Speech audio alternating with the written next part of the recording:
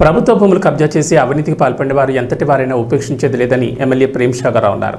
మంచిర్యాల జిల్లా కేంద్రంలోని తన నివాసంలో ఏర్పాటు చేసిన విలేకరుల సమావేశంలో ఆయన మాట్లాడుతూ తెల్ల బట్టలు వేసుకున్నంత మాత్రాన ఎవరూ గాంతులు కారని, అధికారాన్ని అడ్డం పెట్టుకుని అవినీతికి పాల్పడిన వారిని ఎంతటి పెద్దటి వారినైనా ఉపేక్షించబోమన్నారు. పక్క రాష్ట్రాల నుంచి సుపారీ ఇచ్చి అధికార దుర్వినియోగానికి పాల్పడిన వారికి చట్టరీత్యా చర్యలు తప్పవని హెచ్చరించారు. 650 పడకల హాస్పిటల్కి త్వరలో శంకుస్థాపన చేసి వరద ముప్పు ప్రాంతాల్లో కరకట్ట నిర్మించే సన్నాహాలు చేస్తూ మంచిర్యాల నియోజకవర్గ అభివృద్ధి మీద దృష్టి కేంద్రీకరిస్తే దానికి సహకరించకుండా నాపై అనవసర కేసులు పెడుతున్నారని మండిపడ్డారు. 1,58,000 విద్యుత్ కనెక్షన్లు ఇచ్చామని, ఇప్పటి వరకు 1,80,00,000 విద్యుత్ సబ్సిడీ ఇచ్చామని, అర్హులైన ప్రతి ఒక్కరికి రుణమాఫీ చేస్తామని హామీ ఇచ్చారు. మేము కాంగ్రెస్ ప్రభుత్వం ఇందిరమ్మ రాజ్యం దాని కట్టుబడి ఖచ్చితంగా చేస్తాం.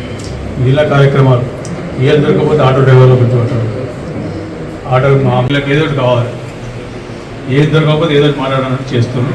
వీళ్ళు ఏది వాస్తవాలు కావు టోటల్. ఎందుకంటే వాళ్ళ ప్రభుత్వంలో 10 ఏళ్ళు జనాలు మోసం చేసి కాకిలెక్కలు చెప్పి ఇప్పుడు అపోజిషన్లో కూర్చుంటే కూడా అట్లే ఉంటాల్సిందే చెప్తాను. జరిగింది ఇవన్నీ వాస్తవాలు. మేము వాస్తవాలు టేబుల్ పెట్టడం సిద్ధంగా ఉంటే ఇక్కడ రమ్మని చర్చ ప్రతి దగ్గర చర్చిస్తాం. ఈ ఇరిగేషన్ ఇంకా టైం ఉంది, మళ్ళీ దాని పెద్ద సబ్జెక్ట్ 2 గంటలు పడుతుంది. 50 గజాలు ఎవరైతే ఉన్నారో వాళ్ళు మోసపోయి కొనుక్కున్నా, ఎట్లా కొనుక్కున్నా ఏం కాకుండా వాళ్ళు బీద వాళ్ళు కాబట్టి వాళ్ళకి జోలికి వెళ్ళకండి.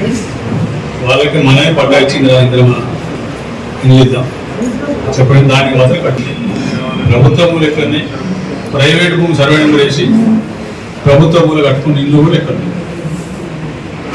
ఎమ్మెల్యేస్ మేము కూడా ఒప్పుకుంటాం. తప్పైతే మేము కూడా తప్పదు. ఈ దొంగల కోసం అన్ని రకాల తప్పులను చేసిన కోసం నువ్వు అడ్వాన్స్ అంటే దాని అర్థం 20 నుంచి వాళ్ళకి వచ్చినట్టు కదా 10 నుంచి. ఇప్పుడు ఇంకున్నారు, ఇంకా చాలా మంది ఇప్పుడు ఏం అడవలే. ఇది ఓన్లీ మొదలైంది, ఇది ఆరంభమైంది, ఇంకా ముందరకు పోయింది. ఇలా ఉపేక్షించే పరిస్థితి దాన్ని ఎంత పెద్దవాడన్నా కానీ ఎంత గొప్పవాడన్నా కానీ ఇంకెక్కడెక్కడిని సుపారీష్ తీసుకొచ్చిర్రో కర్నూలు నుంచి గుంటూరు నుంచి అవన్నీ ప్రతిదీ నాకు ఉన్నది. ఇక బీజేపీ వాళ్ళు ఏం చేసినా బీజేపీ వాళ్ళు జవాబుదారు దగ్గర అన్ని బయటపడతాయి. కొంచెం టైం అయింది. నాకేంటంటే నేను ఇవన్నీ పెట్టేసి నేను ఎన్నికలకు వాగ్దానాలు చేశాను అని చెప్పి దాని చెక్కల సెక్రటరీ చుట్టూ ఈ శాంక్షన్ ఆఫ్ అయినా ఇవ్వాలని చెప్పుకుంటూ పోతే వీళ్ళు మాత్రం ఏమనుకుంటే సార్ మొత్తం తెల్లబట్టలు వేసుకున్నాడు, గాంధీతో అయిపోయినట్టు అందరూ మర్చిపోయింది. నువ్వు ఎవరు ఇచ్చిపెట్టలేదు, ఎది ఇచ్చిపెట్టలేదు. అవినీతి అనేది ఈ నియోజకవర్గాల్లో ఉండదు. ఆ ఇంత పెద్దవాడే తొట్టు పారేస్తాం, నేను సందేహం లేదు. చట్టపరంగా జరిగితే అవసరం ఉంటే మా కార్యకర్తలు కూడా ఇది వాళ్ళు నాకు రౌడీ అయినా గుండా అన్న ఈ నియోజకవర్గంలో ఉన్న బాధితులు వాళ్ళని కాపాడడం కోసం వాళ్ళ లాండ్ ఆర్డర్ కానీ వాళ్ళ మాన ప్రాణాలు కానీ ఆస్తులు కానీ వాళ్ళ సమస్యలు కాపాడడం కోసం నా పేరు రౌడీ అనుకున్నా గుండా అనుకుని ఇంకేమనుకున్నా బాధ లేదు. నా మీద కంప్లైంట్లు ఇక్కడి నుంచి ఇప్పుడు రాష్ట్రపతి దాకా ఇచ్చినట్టు లెటర్ రాసి ఏం ప్రాబ్లం రాష్ట్రపతి దాకా ఇచ్చిన సుప్రీం గురించి నేను సిద్ధంగా ఎక్కడికి వెళ్ళిపోతాను. ఆ రాసే లైన్ చూస్తే నాకు అర్థమవుతుంది ఎవరెవరు ఎన్ని కేసులు ఉన్నాయని. ఇవాళ నేను పెట్టిన కేసు వాళ్ళు పెట్టి నా మీద 20 కేసులు పెట్టింది.